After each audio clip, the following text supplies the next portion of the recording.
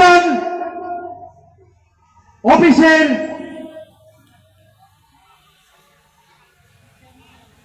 Viva পরিদর্শক এবং একজন চাকরি প্রার্থী। হ্যালো হ্যালো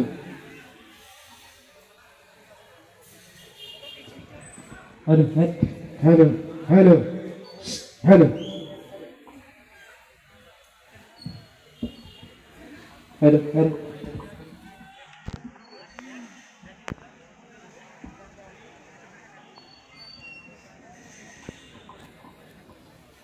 অফিসের আজকে কাজ বাজার ভাইটা নিতে ভালো লাগে। এই কে আছে, আসো তো তাড়াতাড়ি এসো, সময় নেই আমার। স্যার, ও স্যার, কে? আসবো স্যার? আসেন আসেন।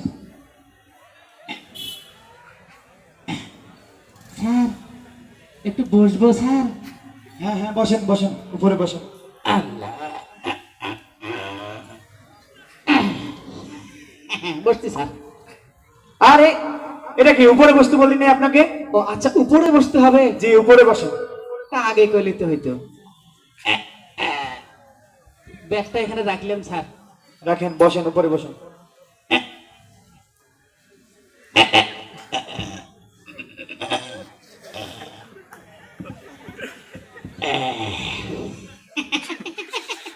আরে আরে আরে, এটা কি অবস্থা? আপনি অফিসের নিয়ম কানুন ভঙ্গ করতে আসছেন, ড্রাইভার দিতে আসছেন? আপনি নিচে বসেন।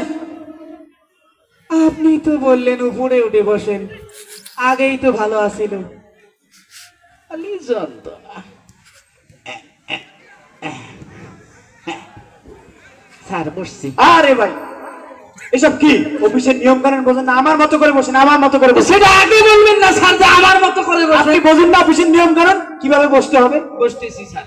সরি ঝামেলা।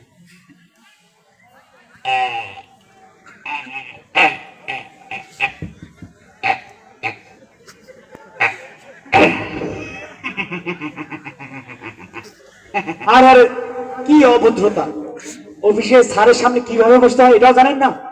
পায়ের উপর পা তুলে দিয়ে বসছেন, এটা কি অভদ্রতা না? আপনারাই বলেন, উনি বললেন যে আমার মতো করে বসেন।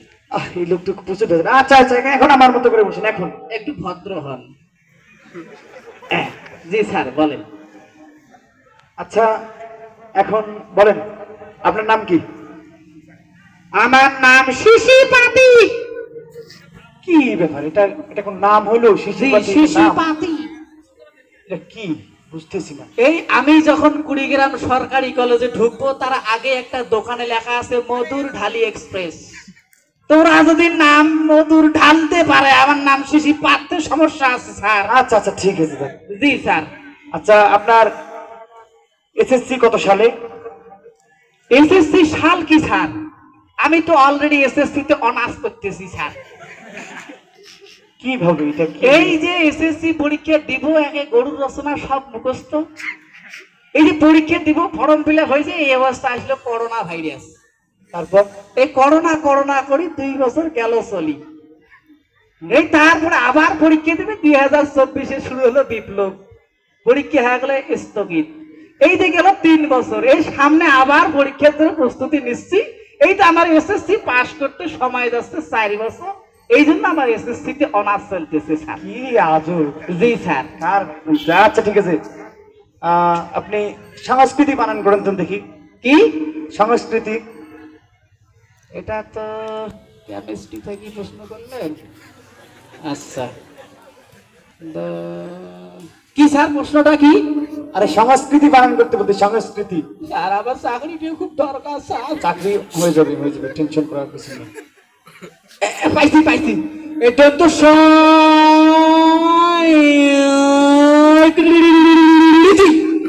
কি আজব, এটা কি?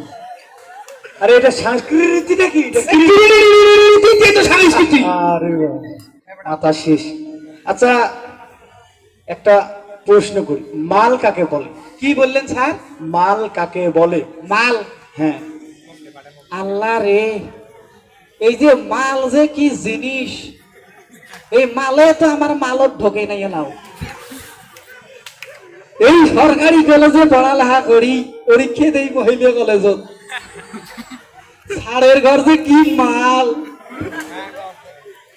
পরীক্ষা দেওয়ার সময় নকল নিয়ে গেছি, পিছন থেকে আমার ভাই বলতেছে, এ ভাই এ মালখান দে রে, মালখান দে। আমি চিন্তা করলাম আসলে মাল কি জিনিস, মাল মানে ওখানে নকল বুঝাইলো।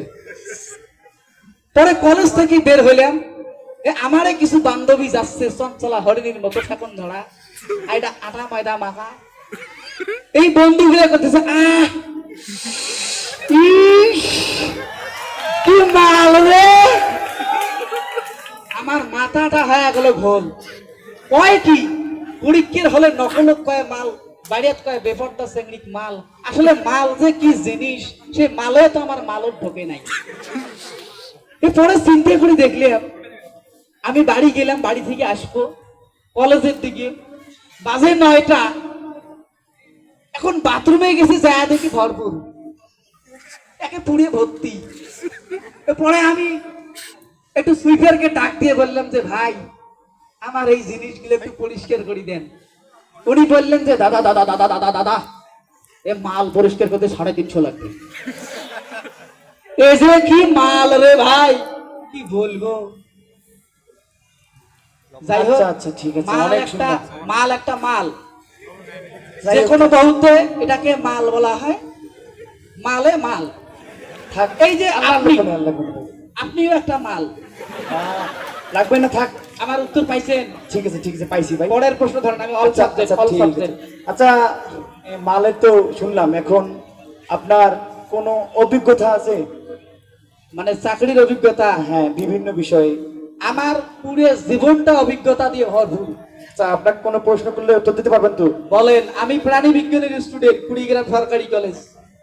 বুঝতে পারছি, তাহলে প্রাণী কিছু প্রশ্ন করি তাহলে। জি, প্রাণী মানে 41টা প্রাণীর সঙ্গে আমার বন্ধুত্ব, আমি সব ভাষা বুঝি। বাহ বাহ বাহ, তাহলে আজকে কিছু প্রাণীর ভাষা শুনি আপনার কাছে। বলেন। আচ্ছা, প্রথমে শুনবো আমরা